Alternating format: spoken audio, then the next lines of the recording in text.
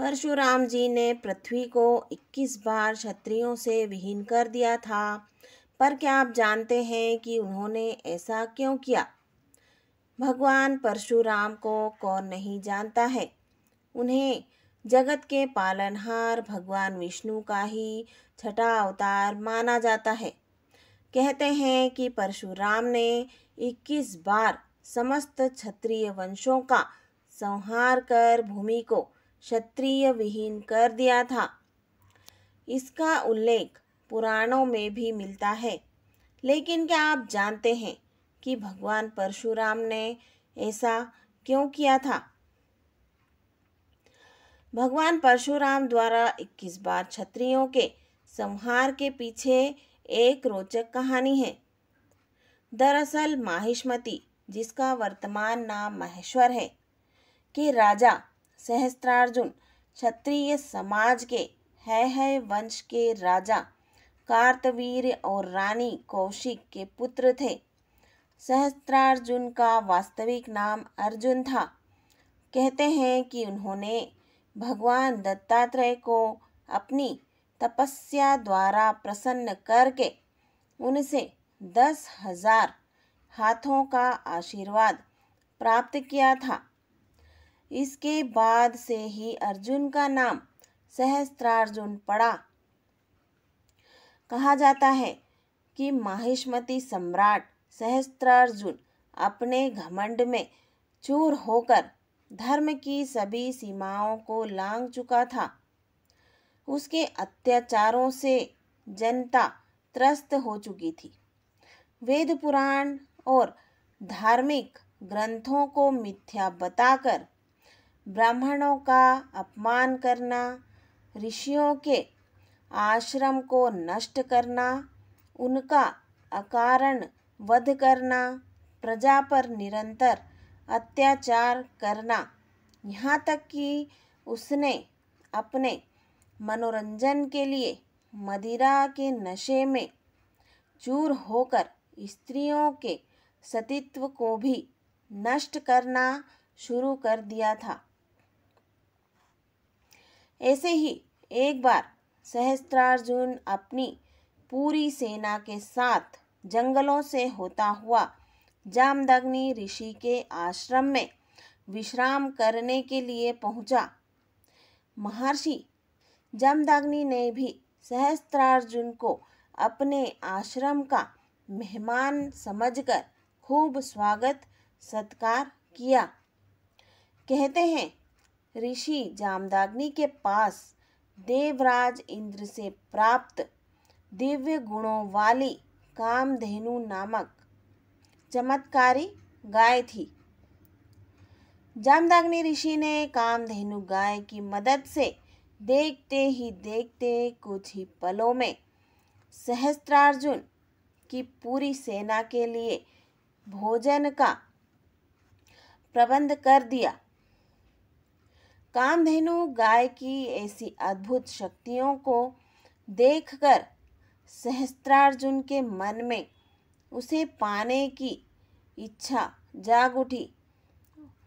उसने ऋषि जामदग्नि से कामधेनु को मांगा, लेकिन उन्होंने ये कहकर उसे देने से इनकार कर दिया कि यह गाय उनके जीवन के भरण पोषण का एकमात्र जरिया है। लेकिन सहस्त्रार्जुन कहाँ मानने वाला था। सहस्त्रार्जुन ने क्रोध में आकर ऋषि जामदग्नि के आश्रम को उजाड़ दिया और कामधेनु गाय को अपने साथ ले जाने लगा। लेकिन तभी कामधेनु सहस्त्रार्जुन के हाथों से छूटकर स्वर्ग की ओर चली गई। उसके बाद जब भगवान परशुराम अपने आश्रम पहुँचे तो अपने आश्रम को तहस नहस देखकर और अपने माता पिता के अपमान की बातें सुनकर क्रोध में आ गए और उन्होंने उसी वक्त सहस्त्रार्जुन और उसकी सेना का नाश करने का संकल्प लिया। परशुराम भगवान शिव द्वारा दिए महाशक्तिशाली फरसे को साथ लेकर सहस्त्रार्जुन के नगर माहिष्मति पहुँचे, जहाँ परशुराम और सहस्त्रार्जुन और उनकी सेना के बीच भयंकर युद्ध हुआ, जिसमें परशुराम ने अपने प्रचंड बल से सहस्त्रार्जुन की हजारों भुजाएं और धड़ परशु अर्थात फरसा के मदद से काट कर उसका वध कर दिया। सहस्त्रार्जुन के वध के बाद परशुराम अपने पिता ऋषि जामदाग्नि के आदेशानुसार प्रायश्चित करने के लिए तीर्थ यात्रा पर चले गए। लेकिन तभी मौका पाकर सहस्त्रार्जुन के पुत्रों ने अपने सहयोगी क्षत्रियों की मदद से तपस्या रत ऋषि जामदाग्नि का उनके ही आश्रम में सिर काट कर वध कर दिया। सहस्त्रार्जुन के पुत्रों ने आश्रम के सभी ऋषियों का भी वध करते हुए आश्रम को जला दिया। तभी माता रेणुका ने सहायतावश अपने पुत्र परशुराम को विलाप स्वर में पुकारा। जब परशुराम माता की पुकार सुनकर आश्रम पहुँचे तो माता को विलाप करते हुए देखा और वहीं पास ही पिता का कटा हुआ सिर और उनके शरीर पर 21 घाव देखे।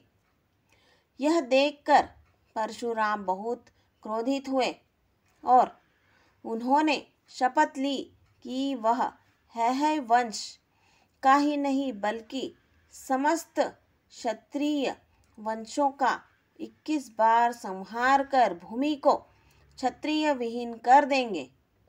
और उन्होंने अपने इस संकल्प को पूरा भी किया, जिसका उल्लेख पुराणों में भी मिलता है।